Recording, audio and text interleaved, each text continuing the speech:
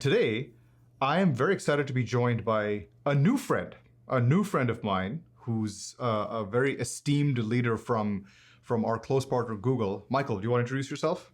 Yes. Hello, Harish. Thank you for having me here. My name is Michal Golda, and I'm a product manager for Chrome Enterprise here in Google. And I'm really excited to talk about the AI agentic approach with you. Yes, same here. I think in the next 20, 25 minutes, people are going to learn a lot about why the browser is the new battleground, if you will, for securing agents. So I'm looking forward to getting into some details. Now, just to set the context, one of the key reports that we put out for all of our customers and the market at Okta, it's called Business at Work. We recently launched the latest version of that, and there's a ton of really good but also sobering statistics that I think would be good to anchor everybody on. Things like 91% of organizations right now are already deploying AI agents, but at the same time, 58% are citing identity governance and specifically agentic identity as the top concern for adoption. And on top of that, only 10% actually really have a strategy for governing these agents, but access requests are going up 10x, and 32%, only 30% are securing their agents with the same rigor. So the stats go on and on and on. Agents are real, they're here to stay. They're a core part of what companies are doing, but there's a gap in terms of what companies can actually do about it. Now, the answer to this can be very broad, but today, especially given the world you play in, which is very interesting to us, I want to touch on the browser side of it and how that, as becoming pretty much the new interface for agents, is going to become the new frontline. So, what's your take on all of that? Yes, thank you, Harish. The numbers in your report is massive wake-up call for enterprises. And we need to think about it from the perspective of where does work actually happen now? And the answer is, it is a browser. We need to think about the browser, Chrome Enterprise, as a place, as a new operating system for enterprises, where the all work is happening, where people are doing the job, where they are interacting with the data which is owned by the company. That's a huge shift, and this is the shift which we are moving forward. Yeah. Actually, I think it's important to explain that to the audience too, because people might say, well, stuff is already happening in the browser, sort of, kind of. Even in today's world, we're not done with SaaS yet. I don't think we ever will be, but SaaS applications still have their own interface and they have their own workflows. But as agents become more and more prolific, that interface and those workflows stand the risk of being replaced. And essentially, all that goes away, and all you have is a little box inside, for example, Chrome, that is the front end to an agent, and that agent has the LLM and the tool calls and the access and everything. So that's actually why, if browser truly becomes the front door to the entire enterprise, it is essentially the most critical security battleground. So I think it's just important to explain that. So if the browser is the new workspace, it is the new interface, it's the new alpha and omega, if you will, how do you actually build trust? How do you differentiate threat actors versus non-threat actors when they're both human, and if it's an agent using the browser to talk to an agent? So what's your take on that? Yeah, with the world where the browser is the new workspace, we need to think about digital body language. This is something which we need to think about from the perspective of humans' interaction with the browser and agent interaction with the browser. Let me give you an example. Let's have a situation that you have the website, and on this website you have the content, you have the PII data, and you have the agent which is authenticated with the user credentials, meaning they have access to this data. They can inject the DOM, they can replace the content, they can even hidden the content or put the content injection, which could be a prompt, which then by the other agent will completely change the way how it works. And also it change and will be huge risk or potential data leaking, because this prompt could be accepted by the other agent, and the data leaking will happen. Another great example is even with the image. Can you you can have the situation that you have the image with the pixels, but the pixels data are really replaced with another prompt. Also, being able to find out that the situation that agent is reading the DOM of the website, getting this image, and transfer it to the prompt, and it's again yet another risk of potential losing the data. So in the world of browser, we need to be able to change the way how we look at the trust, meaning from the perspective of the zero trust approach, we need to transfer it to the model where we understand and verify it, meaning that in the moment where there is a content injection, it will be indicated. The same, the traffic which is generated by the users are completely different than the traffic generated by the agent, and the browser need to be able to provide the data which help to identify that this is a different traffic. This is all about this digital body language which need to be transferred and need to be addressed very well to be able to indicate wherever it is agentic traffic or this is human related traffic. I think more people need to be aware of that digital body language because it's I mean, look, it's a more intuitive way of talking about posture, right? Which and security posture. So it's interesting, yeah. Like when even when I was thinking about prompt injection, I was like, it's in the prompt itself. But when you talk about manipulating the DOM, and when you talk about embedding malicious prompts inside one pixel of an image, I mean, literally the attack surface, it has now multiple dimensions to it. You're not even just looking at one. It's very fascinating stuff. It's also very dangerous. So, how are you thinking about in that digital body language, even figuring out ways to sniff that there might be some malicious activity going on? I think that'll be good for the audience to know as well. Just curious. Yeah, that's something which Chrome Enterprise is looking after, which we can call trust handshake. It is all about the fact that the browser as an endpoint of work is constantly observe the behavior of the user, wherever it is, user or agent. It's observe the behavior and is able to provide the necessary signals to identity provider like Okta. And Okta, with this necessary context, is able to answer the question, who does agent belong to? Or there could be another question is, what is allowed to do it? And that's where this handshake between the browser as an endpoint and Okta as an identity provider is able to constantly, in near real-time approach, to be able to identify potential new traffic and also address it from the identity perspective.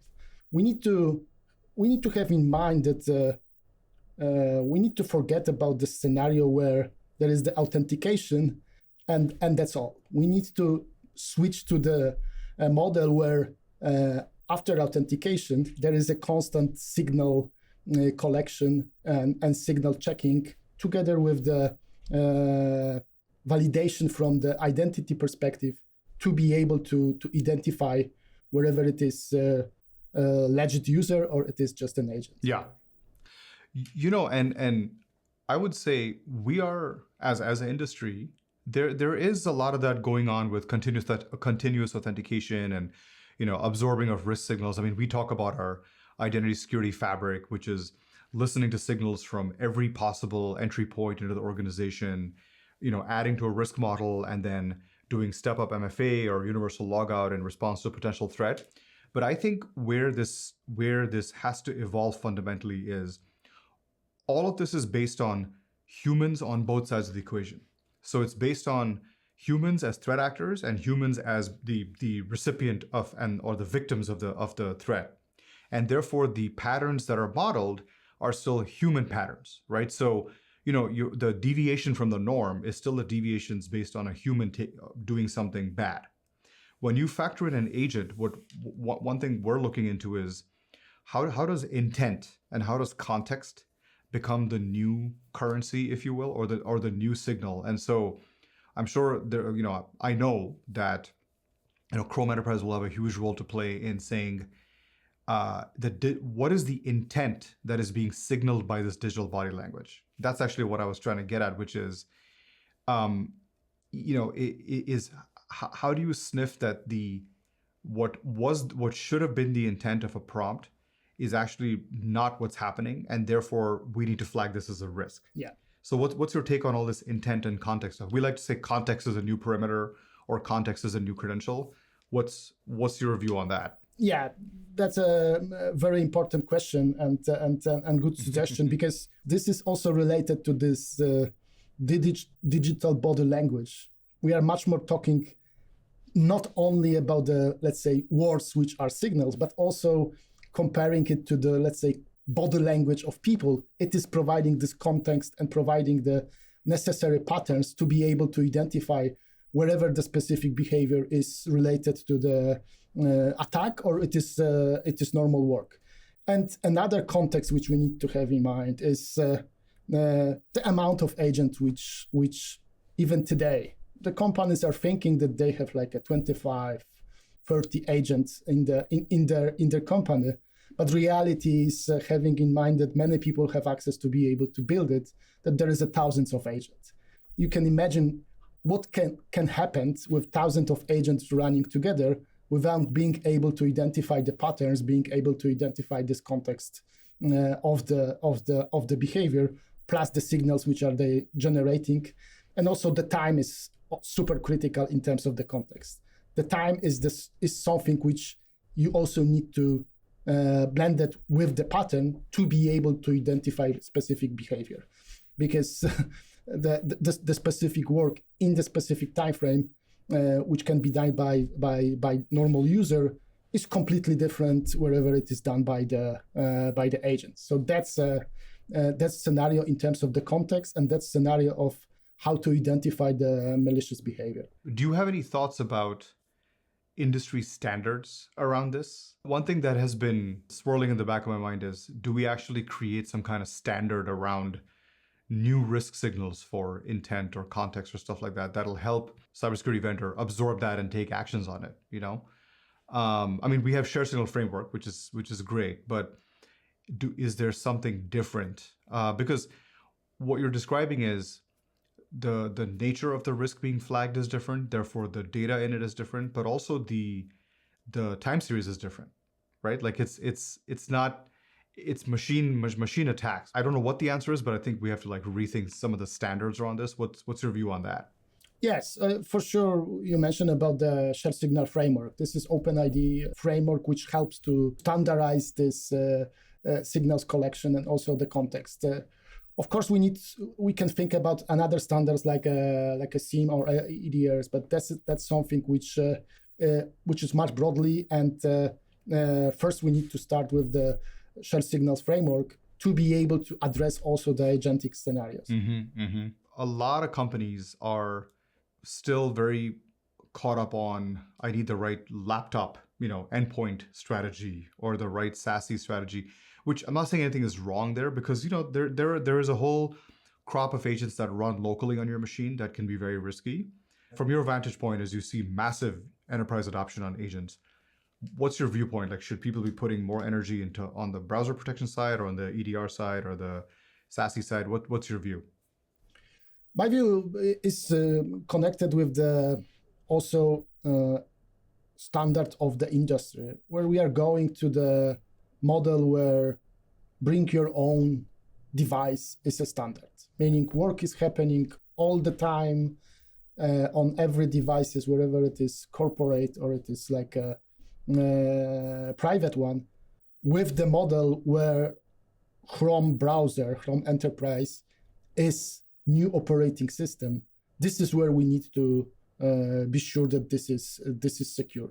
And also, as I mentioned previously, importance or validation all the time meaning in the near real-time scenario, is crucial in terms of the where the industry need to switch to in terms of the security, because the nature of the work and the fact that the work is not right now related to the only moment where people are sitting in front of their devices or with their phones in their head, but work is going on almost constantly. Talking about the agent, people are running the agent to do the work. Many people are thinking about using the agent to prepare their day of the work, meaning where they come to the office, they are expecting that they will have prepared the plan for the day from the agents which are running earlier.